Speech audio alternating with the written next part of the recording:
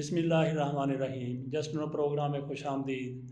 آج ہم بات کریں گے ایک لیٹر پر جس نے پورے ملک میں سنسنی پھیلا دی ہے۔ یہ لیٹر گوجرانوالہ کے corps commander lieutenant general Asim Munir کے خلاف لکھا گیا ہے۔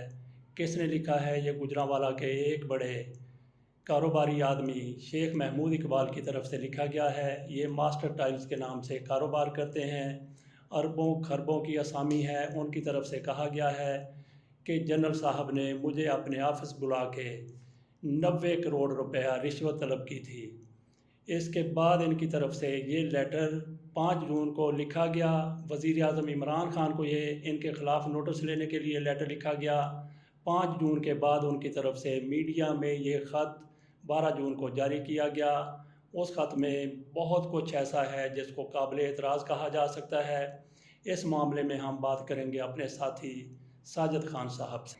ایوان صاحب، یہ خط بالکل آج آیا میڈیا کے اوپر اور اسپیشل سوشل میڈیا پہ آیا۔ واٹس ایپ کے ذریعے مجھے بھی ملا اور اس کے علاوہ فیس بک پہ بھی ہے، ٹویٹر پہ بھی ہے۔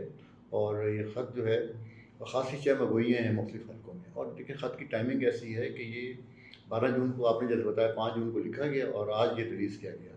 اس کا مطلب ہفتہ اتوار چھٹی ہوتی ہے تاکہ کسی سرکاری دفتر سے اس کی تردید نہ ہو سکے۔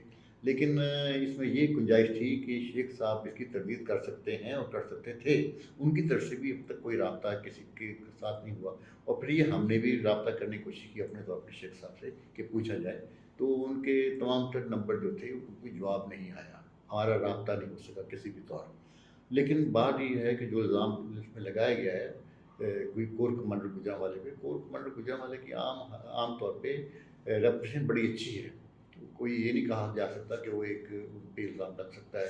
اور شیخ صاحب کی بھی حیثیت کاروباری بڑی مستند ہے کہ کسی ایسے معاملے میں شریک نہیں تھے۔ لیکن یہ خط لکھنے کے بعد یوں لگتا ہے کہ جیسے یہ خط ان کے بہاف پہ کس نے لکھا، یا اگر وہ سمجھتے ہیں کہ میرے ساتھ زیادتی ہوئی ہے اور اگر ان سے صفائی مانگی جائے گی تو ان کو صفائی دینی پڑے گی۔ اس میں ایک اور چیز دیکھنے والی ہے کہ کیا شیخ صاحب کی اتنی حیثیت ہے، وہ اتنا ٹیکس دیتے ہیں، ان کا کاروبار اتنا وسیع ہے کہ وہ اتنی بڑی رقم کے بارے میں جنرل صاحب پہ الزام لگا سکیں، اور یہ الزام بھی اس حوالے سے لگا سکیں کہ جناب والا کہ جنرل صاحب نے کہا ہے کہ مجھے اتنی بڑی رقم دو، اور انہوں نے اندازہ لگایا کہ یہ اتنی بڑی رقم دے سکتے ہیں۔ تو اس حوالے سے ہمارے سامنے کچھ اطلاعات ہیں کہ انہی دنوں میں کرونا کے دوران ہی ان کی بیٹی کی شادی ہوئی ہے جلال سنز والوں کے بیٹے کے ساتھ۔ تو اس میں سنا ہے کہ کروڑوں روپیہ نہیں، اس سے بھی زیادہ روپیہ شادی پر دونوں خاندانوں کی طرف سے لٹایا گیا ہے، یا آپ جس کو کہتے ہیں بہایا گیا ہے، روڑ دیا گیا ہے۔ تو ایسی شادیاں، ایسا پیسہ وہی لوگ خرچ کر سکتے ہیں جن کے پاس مال و دولت کا کوئی حساب کتاب نہ ہو، کوئی اس کا شمار کتار نہ ہو۔ تو ان کی طرف سے 1000 لوگوں کو مہمان بلایا گیا تھا کرونا کے دوران ہی، اور شادی میں وہ سارا کچھ کیا گیا جو ایک رئیس اور بہت بڑا خاندان کر سکتا ہے۔ تو پیسوں کے حوالے سے تو یہ نہیں کہا جا سکتا ہے کہ ان کے پاس پیسہ نہیں ہے، پیسہ تو ایسے لوگوں کے پاس بے شمار ہے۔ تو باقی ان کی طرف سے وہ جو کہہ دیا کہ گیا جی کہ آپ کی وہ جو ان کی طرف سے اسمگلنگ کے حوالے سے بھی کہا جاتا ہے کہ ان کی ٹائلز، خود انہوں نے کہا ہے کہ کہاں تک ان کی ٹائلز اسمگل ہو کے جاتی ہیں۔ ہاں بالکل، وہ کہا بھی ہے اور انہوں نے مانا بھی ہے کہ اگر وہ اسمگل ہو کے جاتی ہیں تو اس کا مطلب ہے کہ وہ کاروبار ان کا سامان ہے، جائز طریقے سے نہیں جا رہا، اور اس پہ یقینی بات ہے ٹیکس بھی بچتا ہوگا۔ باقی بہت سارے معاملات ایسے ہیں جو مشکوک بناتے ہیں فری کین کو۔ لیکن اس کا یہ مطلب کہاں سے آ گیا کہ یہ سارا کچھ ہے؟ تو کور کمانڈر نے کہہ دیا جی کہ مجھے 90 کروڑ روپیہ دیا جائے۔ بہرحال دیکھتے ہیں اس کے اوپر تحقیقات ہوگی۔ بالکل بالکل، یہ اصل میں ایک بڑا الزام فوج پہ بھی ہے اور جنرل صاحب پہ بھی ہے، جس کی صفائی پیش ہونی ضروری ہے۔ اچھا، شیخ محمود اقبال صاحب کے بارے میں پتہ چلا ہے کہ وہ ایسے کوئی 2 نمبر قسم کے آدمی نہیں ہیں، صحیح آدمی ہیں، صحیح بزنس والے، ساکھ والے آدمی ہیں۔ اچھا، منیر حفیظ صاحب کے، وہ عاصم منیر صاحب کے بارے میں، ان کے بارے میں بھی میں نے وہ پتہ کرنے کی کوشش کی۔ ان کے حوالے سے بھی کوئی الزامات ہمارے تو سامنے نہیں آتے، لیکن جنرلی جو ایک پرسیپشن ہے کور کمانڈرز کے بارے میں، جیسا قاضی حسین احمد نے کروڑ کمانڈر کہا تھا، تو اس حوالے سے سارے کے سارے کور کمانڈر آپ ان کو شفافیت کا، ایمانداری کا، دیانتداری کا سرٹیفکیٹ نہیں دے سکتے۔ ان میں ایماندار بھی ہیں، دوسرے نمبر کے لوگ بھی ہیں، پلاٹس لینے والے، قبضے کرنے والے، وہ بھی یقیناً لوگ ہوں گے۔ تو عاصم منیر صاحب کے بارے میں ایسی ہمارے سامنے کوئی بات نہیں آئی کہ میں نے تحقیق کرنے کی کوشش کی جس لیول تک بھی ہو سکتی تھی، گجرانوالہ میں فون کی ہیں تو بات کرنے کی کوشش آپ نے بھی کوشش کی ہے۔ 90 کروڑ روپے بھتہ مانگنے پر ماسٹر ٹائلز کے CEO شیخ محمود اقبال کا corps commander Gujranwala lieutenant general Asim Munir کے خلاف وزیر اعظم عمران خان کو مبینہ خط۔ 5 جون 2021 CEO office headquarters master tiles Hafiza Tufail building اتاوا GT روڈ گجرانوالہ 52250 اسلامی جمہوریہ پاکستان۔ محترم وزیر اعظم صاحب، اکثر اتوار کو آپ سینیٹر فیصل جاوید کی ارینجڈ پبلک کال سن کر ایسے مسائل کی داد رسی کرنے کی کوشش کرتے ہیں جو ایک نارمل فنکشنل ریاست میں اسسٹنٹ کمشنر یا حد ڈپٹی کمشنر کے کرنے کے کام ہیں، مگر شکوائے ظلمت شب باجوا کرنے کی جگہ آپ اپنے حصے کی جو شمع جلانے کی کوشش کر رہے ہیں وہ یقیناً لائق تحسین ہے، مگر میں تو لوگوں کے سامنے اپنی شکایت بیان بھی نہیں کر سکتا۔ بغیر لگی لپٹی رکھے اس مکتوب کے موضوع کی جانب آتا ہوں۔ آج کل جو صاحب گجرانوالہ کور کمانڈر تعینات ہیں ان کا نام لیفٹیننٹ جنرل حافظ عاصم منیر ہے۔ اس پوسٹنگ سے پہلے یہ DG ملٹری انٹیلیجنس اور DG ISI بھی رہ چکے ہیں، مگر جب سپریم کورٹ کے جسٹس قاضی فائز عیسیٰ نے میجر جنرل فیض حمید کے خلاف فیض آباد دھرنا ماسٹر مائنڈ کرنے کے جرم میں کارروائی کا حکم دیا تو آپ نے آرمی چیف کے حکم پر صدر علوی سے کہہ کر انہی کے خلاف ریفرنس فائل کر دیا اور عاصم منیر کو 8 ماہ بعد ہی عہدے سے ہٹا کر فیض کو لیفٹیننٹ جنرل کے عہدے پر ترقی دے کر DG ISI بنا دیا، اور شاید ابھی سے عاصم ایک زخمی سانپ کی طرح ماندے لجلجی کینچلی اتارتا غصے سے تلملا رہا ہے۔ بطور جرنیل اس کے سامنے اب صرف ریٹائرمنٹ ہے اور اس نے اس عرصے کو فوج کے علاوہ سویلین ذرائع سے بھی مالی منفعت کا ذریعہ بنانے کا تہیہ کر لیا ہے۔ اپنے سٹاف آفیسر جنرل احتشام کے ہاتھ پچھلی جمعرات کو صبح پیغام پہنچایا کہ میں آپ کے ساتھ لنچ کرنا چاہتا ہوں۔ میں جاپانی امپورٹرز کی میٹنگ چھوڑ کر کینٹ ملنے گیا تو مسکراتے ہوئے استقبال کیا، گپ شپ کا دور چلا اور اس کے ساتھ اس نے سالمن فش اور اولیو آئلڈ بروکلی سے توازے کی۔ بعد ازاں بلیک کافی کے ساتھ کیوبن سگار سلگار کر کہنے لگا کہ اسے پتہ چلا ہے کہ ہماری باتھ روم ٹائلز کی ایگزیکٹو رینج واہ خان کی افغان پٹی کے راستے تاجکستان اور ازبکستان کی وسط ایشیائی ریاستوں میں سمگل ہو رہی ہے، جس سے قومی خزانے کو ٹیکس کی مد میں اربوں روپے کا نقصان ہو رہا ہے۔ یہ سب مجھے پھنسانے کی سازش تھی اور میرے 2 ٹرکس پشاور سے پکڑ کر افغان بارڈر پر قبضے میں لینے کی جعلی کارروائی ویسے ہی کی گئی تھی جیسے آپ نے اینٹی نارکوٹکس فورس کو کہہ کر رانا ثناء اللہ کی گاڑی سے 20 کلو جعلی ہیروئن برآمد کرنے کی کارروائی کی تھی۔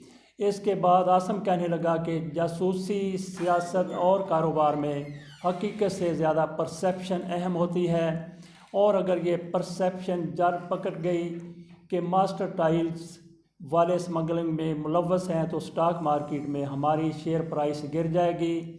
میں نے عاصم سے کپ کپاتے لہجے میں پوچھا کہ وہ مجھ سے کیا چاہتا ہے۔ تب ساری دنیا کی خباثت اس کی چھوٹی سی گندمی آنکھوں میں اود کر آئی۔ کہنے لگا 57,69,230 ڈالر اس کے مکاؤ بینک اکاؤنٹ میں دبئی آفس سے ٹرانسفر کروا دوں تو مجھے اصل میں وسط ایشیا اسمگلنگ کرنے میں مدد دے گا، کیونکہ کور کمانڈر پشاور اس کا بیچ میٹ اور روم میٹ رہ چکا ہے۔ پاکستانی روپوں میں یہ رقم تقریباً 90 کروڑ روپے بنتی ہے۔ کاروبار بچانے کے لیے میں یہ رقم تیاگ بھی دوں، مگر آخر کب تک ہم ان سمپولیوں کو دودھ پلاتے رہیں گے؟ یہ ہمارے تنخواہ دار ملازم کبھی آئین کو رونتے ہیں، کبھی اسد علی طور اور مطیع اللہ جان پر تشدد کرتے ہیں، کبھی پاک ایران بارڈر پر اسمگلنگ کے ذریعے پاپا جونز بزنس امپائر کھڑی کر لیتے ہیں۔ اگر آپ میری داد رسی کر سکیں تو ٹھیک، وگرنہ میں اپنا سارا سیٹ اپ ڈھاکہ شفٹ کر دوں گا اور آپ کو 1 کروڑ کی جگہ 1,05,000 نوکریوں کا انتظام کرنا پڑے گا۔ اس واقعے کے بعد میں نے جانا ہے کہ انسان کو وطن سے بھی زیادہ اپنی عزت نفس عزیز ہوتی ہے، اور ان چھوٹی خبیث آنکھوں میں لہراتی شیطانیت اور طاقت کا غرور مجھے رات کو بھی نیند سے غصے میں جگا دیتا ہے، اور مجھے پانی کے ساتھ ایسپرین کھانی پڑتی ہے۔ آپ سے داد رسی کا شدت سے منتظر شیخ محمود اقبال۔ شیخ صاحب کو لکھنے کی ضرورت کیوں پیش آئی، اور اگر یہ خط غلط ہے، ان کی طرف سے نہیں لکھا گیا، تو ابھی تک اس کی تردید نہیں آئی؟ جی ہاں، اصل میں اس کے لیے بڑی انہوں نے ٹائمنگ رکھی کہ انہوں نے ہفتے کے صبح کوئی خط بھیجا میڈیا میں، ریلیز کیا اور ہفتہ اتوار میں چھٹی ہوتی ہے اور دفاتر میں اتنا کام نہیں ہوتا، اور اتنا کوئی ضروری معاملہ بھی نہیں تھا، تو کسی طرف سے کوئی رد عمل نظر نہیں آیا، اور اگر رد عمل نظر آئے گا تو جا کے پیر کو ہمیں پتہ لگے گا۔ لیکن ایک چیز ہو سکتی تھی کہ شیخ صاحب کی طرف سے رد عمل آ جانا چاہیے تھا فوری طور پہ کہ یہ میرا خط نہیں ہے، اسے غلط طریقے سے پھیلایا گیا۔ ان کی خاموشی ذرا میں نے خیز لگتی ہے جی، اور لیکن وہ یہ بھی کہہ سکتے ہیں تو مجھے پتہ ہی نہیں چلا، میں نے دیکھا ہی نہیں، میں لاہور سے گجرات سے باہر تھا، وغیرہ وغیرہ، کچھ بھی ہو سکتا ہے۔ لیکن بہرحال یہ بہت ضروری ہے کہ ایسا خط کیوں لکھا گیا، اور اگر لکھا گیا ہے تو اس کے محرکات کیا ہے، اور اگر کسی پر الزام ثابت ہوگا یا ہو جائے اس کی سزا کیا ہوگی۔ دونوں فریقوں کی سزا ہے اصل میں۔ لیکن شیخ صاحب کے لیے ذرا یہ ہے کہ شیخ صاحب انکار کرتے ہیں کہ جی مجھے تو نہیں پتا، تو اس کا تو اب لیکن ابھی تک تو نہیں کیا نہیں کیا۔ اگر فرض کریں ایسی بات کرتے ہیں تو پتہ لگنا چاہیے فرانزک اس کا کہ خط کس وقت ریلیز ہوا، کہاں سے ہوا، اور یہ اچھا، فرانزک کی ضرورت اس وقت پیش آئے گی جب یہ انکار کر دیں؟ جہاں اس کے بعد ہاں جی۔